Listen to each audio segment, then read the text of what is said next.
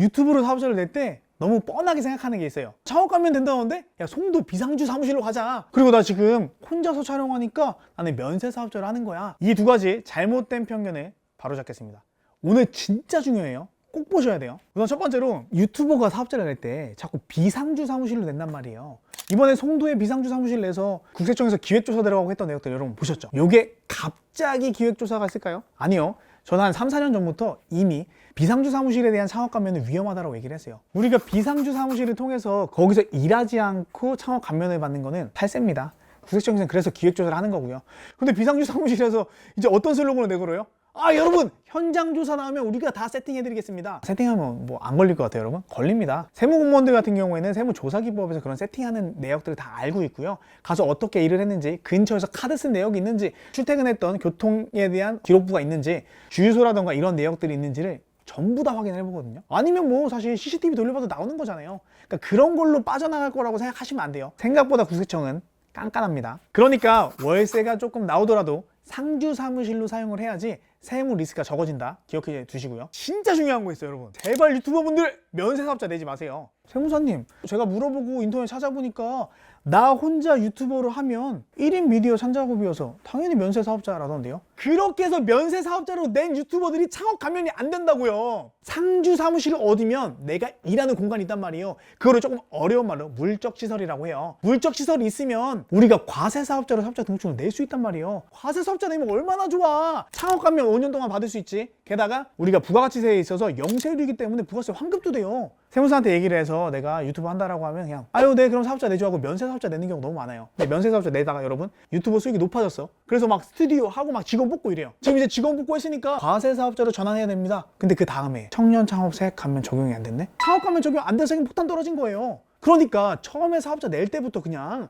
상주 사무실 내고 거기서 촬영 조금씩 하면서 과세 사업자로 냈으면 5년 동안 감면 아무 이상 없이 받을 수 있잖아요. 면세 사업자 같은 경우에는 인적 용역이라고 해요. 인적 용역은 기업이 아니에요. 창업, 중소, 기업 세액 감면이잖아요. 기업이 아니기 때문에 창업 감면 받을 수 있는 여지가 없는 거예요. 왜냐면 인적으로 나 혼자 일을 하는 거는 어떤 누군가를 채용한 것도 아니고 고정시설이 없기 때문에 중소기업기본법에서 이제 빌려서 얘기를 하는 기업에 대한 기준이 위배가 돼버려요. 하지만 누군가를 채용을 한다던가 고정된 장소 하나만 딱 생기면 나는 기업이 되는 거야. 내가 인적용역에서 기업으로 딱 되는 순간 창업중소기업 세액 감면입니다 하고 감면받을 수 있게 되는 거죠. 그러니까 처음에 과세사업자로 내는 걸 추천드립니다. 그리고 제가 과세사업자로 내라고 했는데 그러면 과세사업자 중에서 일반 과세를 할까? 간이 과세를 할까? 결론적으로 유튜버분들은 무조건 상주 사무실 하나 잡으시고요. 일반 과세제로 해야 돼요.